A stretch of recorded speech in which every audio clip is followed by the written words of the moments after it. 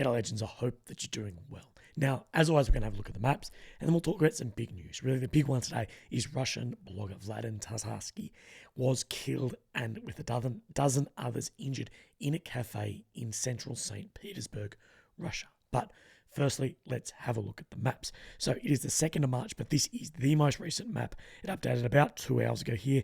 So you might be in the 3rd, but I'm the 2nd because I'm in America, which is in the time zone behind most of the world. But this is the most recent map. So, of course, we've got Ukraine in the center and the capital of Kyiv. The red being Russian-occupied territory since 22, the purple since 14. And, of course, this is Crimea and Donetsk. Then we've got Romania, Poland, Belarus, and Warsaw around here. So, where we're going to go is we're going to go into Bakhmut and have a look. Now, slowly but surely, this front line is collapsing and there is some success from the Russians. Let's just have a look from yesterday till today. And what we've seen is this jump up here as well. Now this map, let's compare it across to the ISW map as well. And as you can see, they're doing a lot more claimed Russian control. This Bakhmutka River here runs through here, and they're saying it's claimed almost this whole eastern edge just across the Bakhmutka. Don't worry about this pin drop at the moment, but we can say that it's collapsing and slowly coming into more Russian control.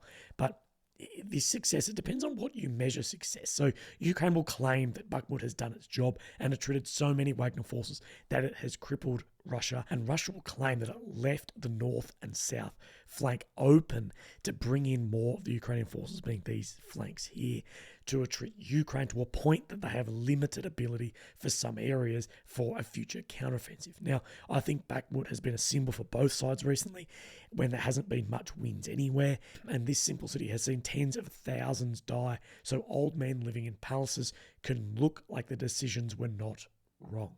What is this pin drop? So, Yevgeny Prigozhin has been geolocated to this spot, and we'll show you the video in a second. So, this is the part of the video, and it has been then geolocated to here, from this to here, which is here as well. So let's have a watch of this video.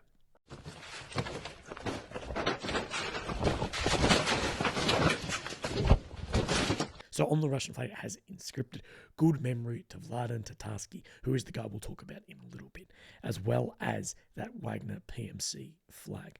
2 апреля, 23:00 ровно. Сзади меня здание городской администрации. Это российский флаг.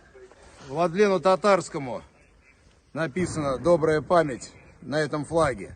Юридически мы взяли Бахмут. И командиры подразделений, которые брали администрацию и весь центральный квартал, понесут и поставят эти знамена. Знамя ЧВК «Вагнер». Это эти парни брали Бахмут. Юридически он наш. So this pin drop is where Prigozhin has been geolocated. So let's have a look at that pin. And I actually think this little spire out here is from, I've looked at these maps before I'm online with you guys, is where it is saying. So they're definitely showing a lot different picture. Now, there is not a Russian map out today, which is frustrating, I know, but hopefully I'll get one tomorrow and then we can talk about it. But it's saying that more of this has collapsed. So let's have a look down the front line and see if anything has changed. So we're on the 2nd, go back to the 1st, in Avdiivka, not much. There's just been this little nub here, move somewhat slightly different. Mariinka, not really seeing anything. And then what we do see in Vuhledar is that we've had this one for a while, but then Russia has pushed up here in this tree line as well to the north. And we've seen many failed attempts in this region.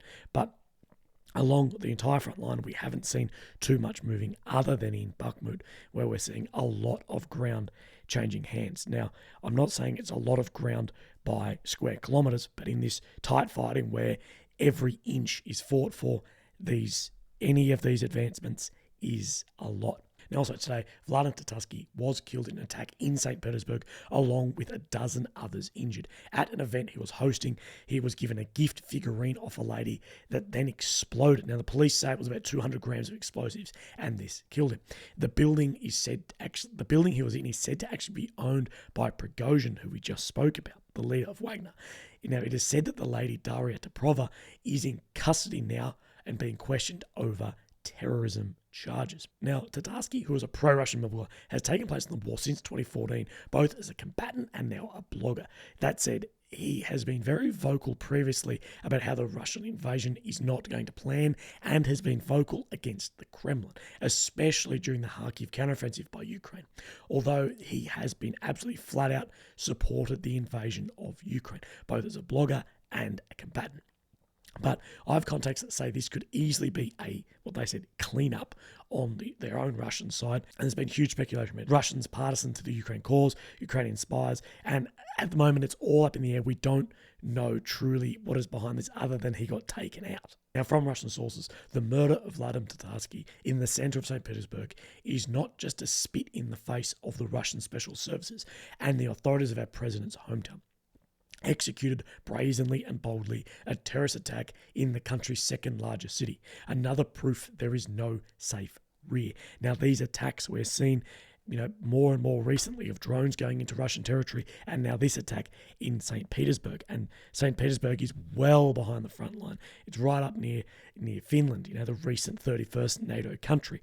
And there has to be some sort of thoughts of some of these Russian, bloggers, politicians, these pro-Russian figures that you could be targeted. And, I could see that civilians could target people like this as, if you've lost your livelihood, you've lost your business, you've lost everything because of this invasion, you could see that. And we have seen that there are pro-Russian, anti-Putin partisans working within Russia as well.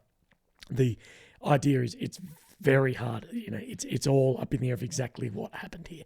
But guerrilla terrorist warfare like this, I think, is something that we are going to see more of from both sides. For example, I don't see how we haven't seen more of it. Like the FSB, they have agents that can absolutely get fake passports and things like that and enter through Ukraine and target things from there, target buildings and HIMARS systems, things like this. To be honest, they probably do. I remember getting warned of some friends that work in that community of, hey, if you're getting random cabs or Ubers or whatever, never trust that driver isn't working for someone else. Never talk about something in an Uber or a cab that it could be sensitive information. Always, when you get in one, track on your phone exactly that he's going the right way, that they don't turn off. So it's one of those things, but I can't believe we don't see more of it. And a few of these terrorist-style attacks could definitely change the way civilians in Moscow see the war. But it could also backfire and see support. Russia is sort of backing on this media train that Ukraine are terrorists and they're Nazis and blah, blah, blah, things like this. And attacks like this could be very well sold in the media as, evidence for that as well. As support for this war, well over a year in, is being questioned all over the place. Now, something I thought was, it shouldn't say funny, but let's use the word funny, is Ivan Rozomakin.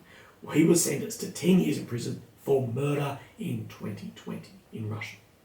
Now, he was released last year after signing up to fight for Wagner Group for a period of 6 months. This is when they were pulling people out of prisons to go and fight on the front line. Now, he survived on the front line at Bakhmut, but within days of returning home, he was arrested again on suspicion of murdering an elderly woman.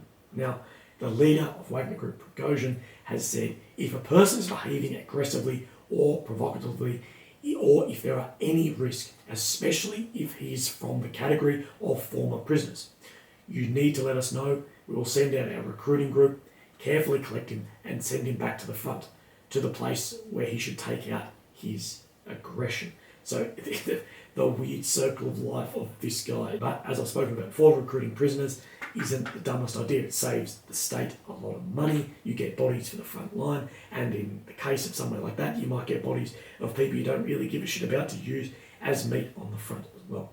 But I think in the next couple of weeks, we will see Bakhmut fall. That I, have been wrong multiple times over the last few months that I thought we would have seen Bakhmut collapse faster, but we don't know the exact strategies of this and why Russia hasn't really had that much more attempt to close this north and south. But Ukraine has still been able to come in and out, although we know the weather here is getting worse and not helping anything. But that's it today, guys. Look after yourself. I'll see you tomorrow. Okay, thank you. Bye-bye.